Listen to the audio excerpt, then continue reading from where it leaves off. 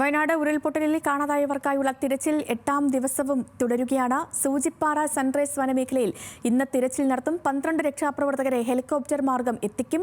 6 അംഗങ്ങളുടെ 2 സംഘമായിട്ടാവും തിരച്ചിൽ നടക്കുക. ചാലിയാറിൽ മൃതദേഹങ്ങൾക്കായുള്ള തിരച്ചിലും തുടരുന്നുണ്ട്. പരപ്പൻപാറ മുതൽ വാഴക്കാട് വരെ പുഴ കേന്ദ്രീകരിച്ചുള്ള തിരച്ചിലാണ് ഇന്ന് നടക്കുക. ചൂരൽമലയിൽ നിന്ന് സരീഷ് പി കെ, ചാലിയാറിന് തീരത്ത് നിന്ന് രമ്യാദാസ് എന്നിവർ ചേരുന്നുണ്ട്. ആദ്യം സരീഷിലേക്ക് പോവുകയാണ്. സരീഷ്, നമ്മൾ ഈ പറയുന്നത് പോലെ ദുരന്തം നടന്ന ഇന്ന് 8ാം നാളാണ്. കഴിഞ്ഞ ചൊവ്വാഴ്ചയാണ് നാടിനെ നടുക്കിയ അല്ലെങ്കിൽ നമ്മുടെ എല്ലാം ഹൃദയം മുറിച്ച ഈ മഹാദുരന്തമുണ്ടായത്. അതിനുശേഷം അന്ന് മുതൽ ഇന്ന് വരെ തിരച്ചിൽ പുരോഗമിക്കുന്നു. ഓരോ ദിവസവും മൃതദേഹങ്ങൾ മണ്ണിനടിയിൽ നിന്നും കണ്ടെത്തുന്നു. മരണസംഖ്യ ഞെട്ടിപ്പിക്കുന്ന രീതിയിൽ ഉയർന്നുകൊണ്ടിരിക്കുന്നു. ഇന്നിപ്പോൾ ഏത് മേഖല കേന്ദ്രീകരിച്ചാണ് തിരച്ചിൽ? ഒപ്പം തന്നെ ഈ സൂചിപ്പാറ കേന്ദ്രീകരിച്ചുള്ള തിരച്ചിൽ, അവിടേക്ക് പ്രവർത്തകരെയൊക്കെ ഹെലികോപ്റ്റർ മാർഗം എത്തിക്കുമെന്ന് പറഞ്ഞു. ആ നടപടികൾക്കൊക്കെ തുടക്കമായിട്ടുണ്ടോ? സോണുകൾ തിരിച്ചുള്ള പരിശോധന തന്നെയാണ് ഇന്നും നടക്കുന്നത്. നേരത്തെ സൂചിപ്പിച്ചതുപോലെ 6 സോണുകൾ തിരിച്ചിട്ടുണ്ട്. ആ സോണുകളിൽ തന്നെ പരിശോധന നടത്തും. അതോടൊപ്പം തന്നെയാണ് ചാലിയാർ പുഴയും കൈത്തോടുകളും കേന്ദ്രീകരിച്ചുള്ള പരിശോധനകൾ കൂടി നടക്കുന്നത്. നിലവിൽ ഈ മേഖലയിലെല്ലാം തന്നെ ഈ പരിശോധനകൾ സജീവമാണ്.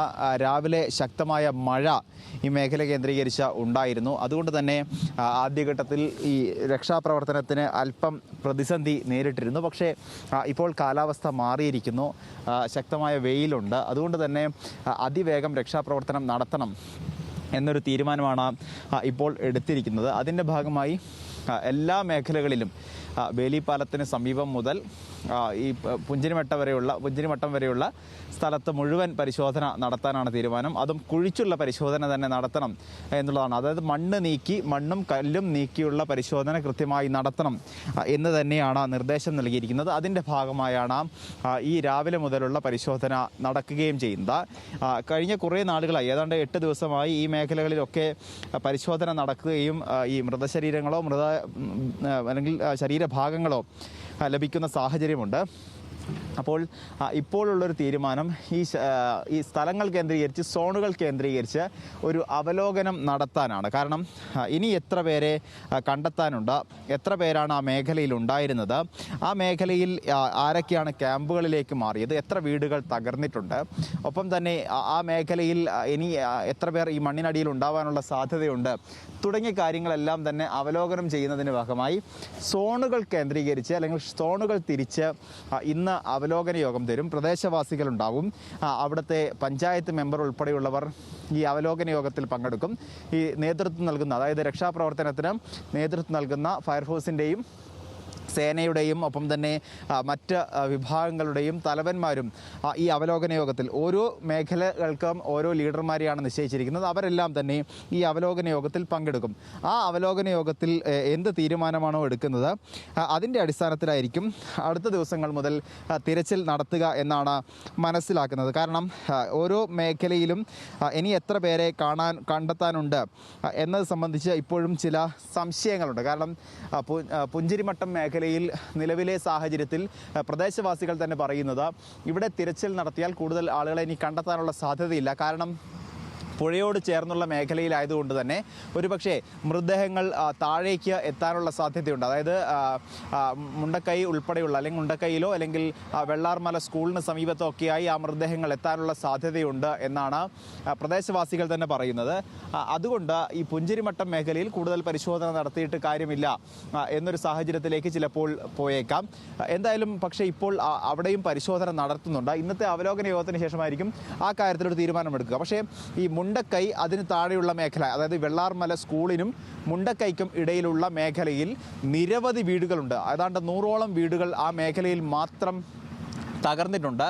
അപ്പോൾ അത്തരം മേഖലകളിൽ കൂടുതൽ പരിശോധന നടത്തേണ്ടതുണ്ട്. പക്ഷേ ഇപ്പോഴും കൃത്യമായി ആരൊക്കെ ആ സമയങ്ങളിൽ ആ വീട്ടിലുണ്ടായിരുന്നു, എത്ര പേരാണ് ഈ അപകടത്തിൽപ്പെട്ടത് തുടങ്ങിയ കാര്യങ്ങളിൽ ഇപ്പോഴും ഒരു വ്യക്തതയില്ല. കാരണം ചില വീടുകളിൽ ചില തറവാട് വീടുകളുണ്ട്, പഴയ വീടുകളുണ്ട്. അപ്പോൾ അത്തരം സ്ഥലങ്ങളിൽ പലരും താമസിക്കാത്തൊരു സാഹചര്യമൊക്കെ ഉണ്ട്. അപ്പോൾ അത്തരം വീടുകളിൽ ഏതെങ്കിലും തരത്തിൽ ആളുകളുണ്ടായിരുന്നോ എന്ന കാര്യത്തിൽ ഒരു സ്ഥിരീകരണം വരേണ്ടതുണ്ട്.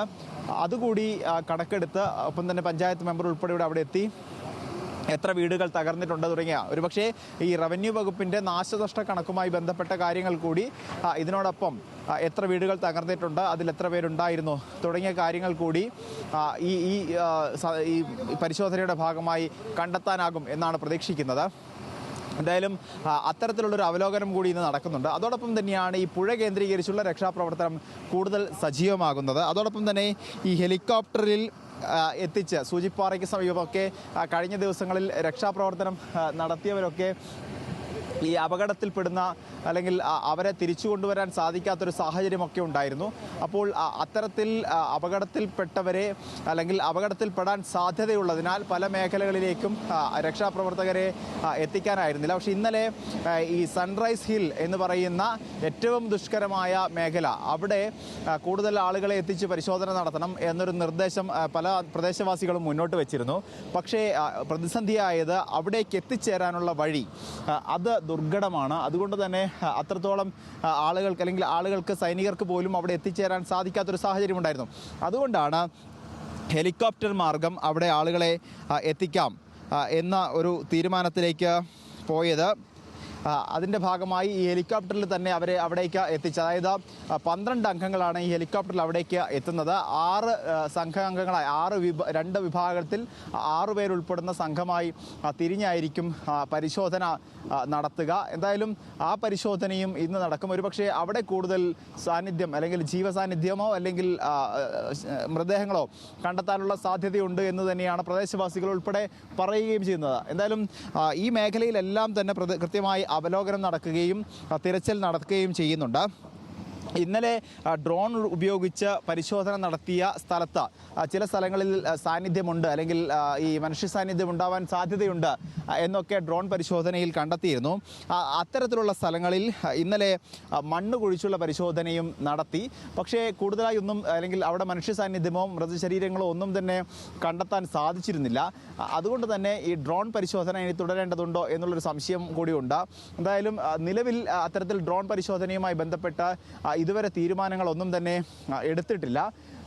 അതോടൊപ്പം സ്നിഫർ ഡോഗുകളെ, അതായത് കടാവർ ഡോഗുകളെ ഉപയോഗിച്ചുള്ള പരിശോധന വരും ദിവസങ്ങളിലും തുടരാൻ തന്നെയാണ്. പ്രത്യേകിച്ച് ഈ പാറക്കെട്ടുകളുള്ള മേഖലയിൽ കൂടുതലായി സ്നിഫർ ഡോഗുകളെ ഉപയോഗിച്ചുള്ള പരിശോധന തുടരണം എന്ന് തന്നെയാണ്, തിരച്ചിൽ തുടരണം എന്ന് തന്നെയാണ് ഒരു നിർദ്ദേശമായി മുന്നോട്ട് വച്ചിരിക്കുന്നത്. അതിൻ്റെ ഭാഗമായി അവിടെ എത്തിയുള്ള പരിശോധനകൾ നടത്തുന്നുണ്ട്. നിലവിൽ 16ഓളം സ്നിഫർ ഡോഗുകൾ പല ഭാഗങ്ങളിലായി നിലവിൽ ഈ ഹെലികോപ്റ്റർ മാർഗം പോകുന്ന ഈ സൈനിക വിഭാഗങ്ങൾക്കൊപ്പവും ഈ സ്നിഫർ ഡോഗുകൾ ഉണ്ടാകും. അപ്പോൾ പല മേഖലയായി തിരിഞ്ഞ് സ്നിഫർ ഡോഗുകളുടെയും ഫയർഫോഴ്സിൻ്റെയും ഒപ്പം തന്നെ സേനാ വിഭാഗങ്ങളുടെയും ഒക്കെ സഹായത്തോടെയാണ് ഇപ്പോഴും തിരച്ചിൽ നടത്തുന്നത്. പക്ഷേ കഴിഞ്ഞ ദിവസങ്ങളിലൊക്കെ ലഭിക്കുന്ന മൃതദേഹങ്ങളുടെ എണ്ണത്തിൽ വലിയ കുറവുണ്ടാവുന്നു എന്നുള്ളതാണ് ഏറ്റവും പ്രധാനപ്പെട്ട കാര്യം. കൂടുതലായി തിരച്ചിൽ നടത്താൻ പല മേഖലകളിലും സാധിക്കുന്നില്ല. ആ തിരച്ചിൽ അല്ലെങ്കിൽ ഈ എത്തുന്ന ഭാഗങ്ങളാവട്ടെ, മനുഷ്യ ശരീരം ലഭിക്കുന്ന ഭാഗങ്ങളിലാവട്ടെ കൂടുതലായി ആഴത്തിലുള്ള പരിശോധന നടത്താനും സാധിക്കാത്തൊരു സാഹചര്യമുണ്ട്. എന്തായാലും ഇന്നത്തെ ഈ അവലോകന യോഗം ഏറ്റവും നിർണായകമാണ്. കാരണം ഈ അവലോകന യോഗത്തിൻ്റെ അടിസ്ഥാനത്തിലായിരിക്കും വരും ദിവസങ്ങളിൽ എങ്ങനെ പരിശോധന നടത്തണം, എത്രത്തോളം ഡീപ്പായുള്ള പരിശോധനയാണ് വേണ്ടത്, എത്ര ദിവസം നീണ്ടു നിൽക്കുന്ന പരിശോധന നടത്തണം എന്നുള്ള കാര്യത്തിലൊക്കെ തീരുമാനമെടുക്കുക. ഇന്നലെ മന്ത്രി കെ രാജൻ പറഞ്ഞത് അവസാന ആളെയും കണ്ടെത്തുന്നത് വരെ പരിശോധന തുടരണം എന്നുള്ളത് തന്നെയാണ് സംസ്ഥാന സർക്കാരിൻ്റെ തീരുമാനം എന്നായിരുന്നു. പക്ഷേ ഇനിയും കണ്ടെത്തേണ്ടത് 200-ലേറെ ആളുകളെയാണെന്ന് സംസ്ഥാന സർക്കാർ തന്നെ വ്യക്തമാക്കുകയും ആ കണക്കുകൾ മുന്നോട്ട് വയ്ക്കുകയും ചെയ്യുന്നുണ്ട്. ഔദ്യോഗികമായി ഇപ്പോഴും എത്രയാണ് എന്ന് ഔദ്യോഗികമായി കൃത്യമായൊരു സംഖ്യ രേഖകൾ സഹിതം പറയാൻ സർക്കാരിന് സാധിച്ചിട്ടില്ല. അതിൻ്റെ കണക്കെടുപ്പ് സിവിൽ സപ്ലൈസ് വകുപ്പുമായി സഹകരിച്ച് റേഷൻ കാർഡും ഒപ്പം തന്നെ ഗ്യാസ് ഉൾപ്പെടെയുള്ള സിലിണ്ടറിൻ്റെ അല്ലെങ്കിൽ ഗ്യാസ് കണക്ഷൻ ഉൾപ്പെടെയുള്ളവയുടെ രേഖകൾ സഹിതമുള്ള വീടുകളുടെ എണ്ണം, അതോടൊപ്പം തന്നെ ഈ റേഷൻ കാർഡിൽ എത്ര പേരുണ്ടായിരുന്നു തുടങ്ങിയ കാര്യങ്ങളൊക്കെ ഇപ്പോഴും പരിശോധിച്ചു വരുന്നുണ്ട്. എന്തായാലും അത്തരത്തിലുള്ള പരിശോധന പൂർത്തിയായതിനു ശേഷം മാത്രമേ കൃത്യമായൊരു കണക്കിലേക്ക് പോവുകയുള്ളൂ. എന്തായാലും 2 തരത്തിലുള്ള അവലോകനങ്ങളാണ്, വിലയിരുത്തലുകളാണ് ഇന്ന് നടക്കാൻ പോകുന്നത്. ഒന്ന്, എത്രത്തോളം ആളുകളെ ഇനി കണ്ടെത്താനുണ്ട്, ഓരോ വീടുകളിൽ അല്ലെങ്കിൽ ഓരോ മേഖലയിലും ആളുകളെ ഇനി കണ്ടെത്താനാകുമോ എന്നുള്ള കാര്യം. മറ്റൊരു കാര്യം ഈ പറഞ്ഞതുപോലെ സരീഷിലേക്ക് വരാം.